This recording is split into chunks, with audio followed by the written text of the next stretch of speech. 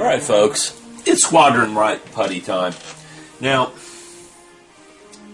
trying to show you one of the reasons I don't like Squadron white putty. This was my putty of choice for a very, very long time.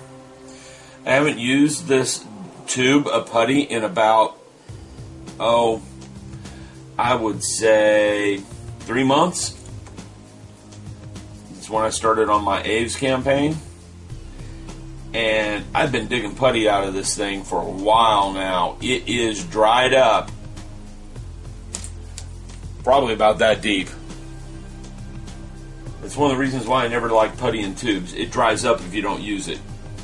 I'm going to figure out some way of preventing that. And I think I just figured it out. Just take some plastic wrap and tape it and rubber band it over there. Don't use the cap that comes with it. Those caps just let them dry out. I'm starting to get to some good putty down in here. There we go. We're getting to some good putty finally. Alright, my technique for Squadron putty was to get some of it on a toothpick. Now, this bottle cap right here contains acetone-based fingernail polish remover. And I got really, really hideous seam on this thing. And I'm just going to start smearing that Squadron putty into the seam. Now, one of the happy thoughts about the Squadron putty is the acetone-based fingernail polish remover does thin it. So even though this was somewhat dried out, I now have that where it's workable. Now, I forgot to get something, so I'll be back in a second. I forgot my secondary weapon of choice. Other than toothpicks, you don't need to use toothpicks, you can use bamboo skewers, was Q-tips. Because I use the Q-tip to smear this stuff around and to smooth it.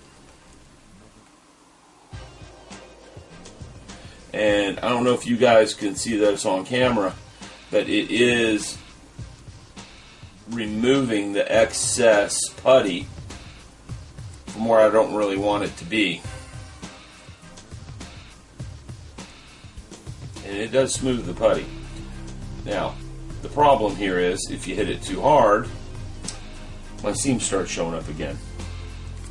But it's not such a big deal, because I just get a little bit more putty out of my tube, give it a refresher dunk in the thinner, put it back on top of there. Now, one thing I like about the Squadron's putty is, since it is based on the acetone fingernail polish remover for a thinner, it dries really quick. And this stuff's going to dry up pretty fast. And I'll be able to come in here and shape it and sand it down quickly. I can set it aside in about 20 minutes it's dry.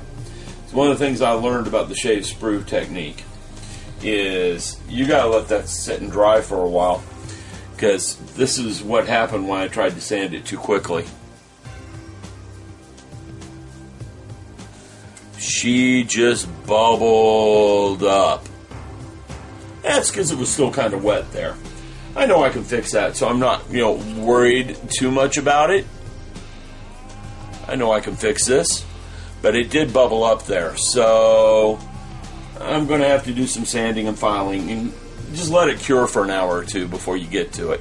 I think it'll be fine. I was just anxious. I wanted to see if I could hit it really fast. This is the first time I've ever done it, so I didn't know how fast I could hit it or not. It's just, like I said, I'm here to make mistakes, so you guys don't have to. But I hit that with some sandpaper, some wet dry sand. It won't take much to clean that up. I really don't think so. Same thing with back there. The seam's definitely a lot better than it was before. Squadron's is already cured up pretty much right there. It's still a little loose. I'm putting it on a little thick because that seam is stair-stepped. In other words, it's a bad seam. What I mean by stair-stepped is one side of the seam is higher than the other. So by putting a lot of putty on there, I can smooth it. I'm going to go ahead and hit the other side of this with this Squadron's white putty. Yeah, I know I've still got 2 or 3 other putty techniques to do. Oh, in the newspaper, That's because this stuff is rather messy. And I want to try to contain the mess instead of spreading it all over my house. This side of the seam isn't as bad as the other side, so I should be able to smooth this out pretty quickly and get this work down pretty fast. And again, the Q-tip dumped in the acetone really helps, because the Squadrons doesn't stick to the acetone quite so well. And I'm providing more thinner, and I'm loosening it as I move it. And I don't know if you guys can see, but I'm just lightly tapping it where I want it to go. And the idea is to build up a thick wedge of putty over where the seam is, so that I sand that down. And one of the things I like about this is the Squadron's putty is not harder than the plastic. One of the problems I have with the super glue method. Now, I'm not going to use the super glue method. I just don't like it. I just don't like the super glue method. So you're not going to see me using that whatsoever. The super glue dries up harder than the plastic, and it makes it really hard to resurface your material. You can control where you put it, and that's why some people use it that way. They use a needle tip to control where they put the super glue. And you get good and experience with that. I'm sure it works fine. I've never gotten good at it, and I really don't like the fact that I have to use like 100 grit sandpaper, 200 grit sandpaper to get that off there. I like this because I can use 600 grit sandpaper and it comes off. And again, the plastic is harder than it. The A's, it's harder than the plastic, so it's kind of a chore to remove it, and you have to be careful you don't just destroy the plastic around the A's. So that's one of the things to worry about with A's. But the good thing to worry about there is it sands up really, really nice. It makes a really nice finish when it's done. So there's some pluses and minuses there. When I'm done, I'll summarize the different putties and give you my cons and pros for each one. Alright, I'm going to let that cure up and sand it, and you'll get to see what it looks like in a little bit. Be back in a bit. Alright folks, an update on the putties. So far I've used 2 of the 4 methods. Okay? Now I've taken some time and done some sanding with the shaved sprue. Now, I think this technique will get better with practice, and I'll get better and better and better at it. But I just want to show you what this end looks like. Remember, there's a big old gouge in that thing, and right now there's just some micro bubbles. Okay? So I got rid of the gouge, and I have some bubbles in there. Same thing true right here. I got rid of the gouge, and now I have a few bubbles or 2.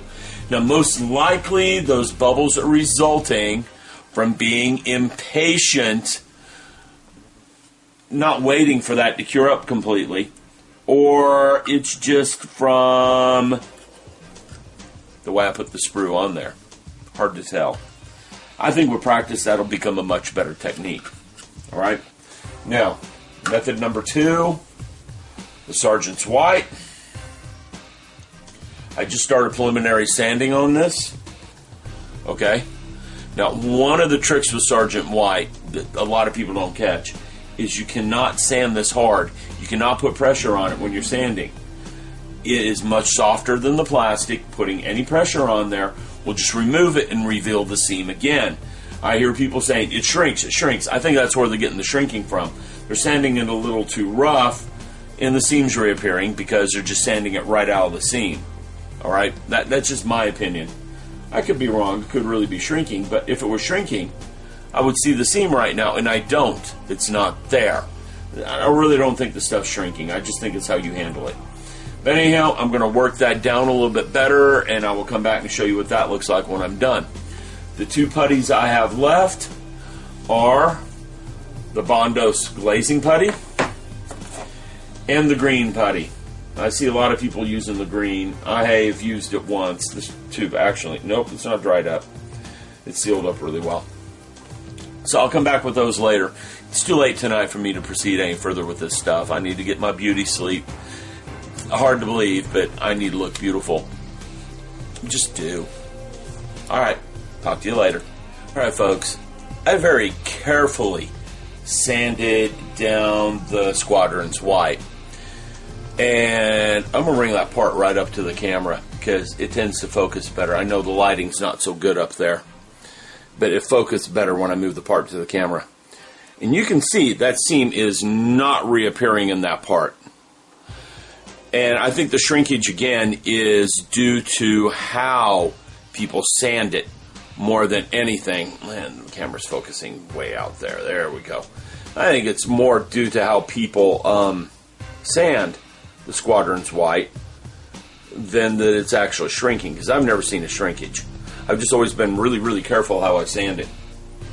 Those seams are just gone, and now I have to touch it up a little bit in a few spots where I didn't get the Squadrons in there correctly. The seams are gone. There really wasn't that much work to do it. Of course, I've done a lot of work with this stuff, and I seem to pick stinkers for models with their seams. Instead of going, I'm buying a Tamiya kit, I'll buy a kit from like 1972 and build it. And those older kits have horrible, horrible seams. Anyhow, there's my update on 2 of the 4 methods. I'll hit the other 2 tomorrow or the next day. I'm going to be kind of busy tomorrow. So I'll hit them in the next day or 2 and let you guys see the other 2 methods. I forgot the Aves method too. I've done a lot of Aves work, I know, but I'm going to hit it fresh from a scene fillings perspective, because I was using Aves on the Godzilla King Ghidorah build. Well, there you go. I'll be back.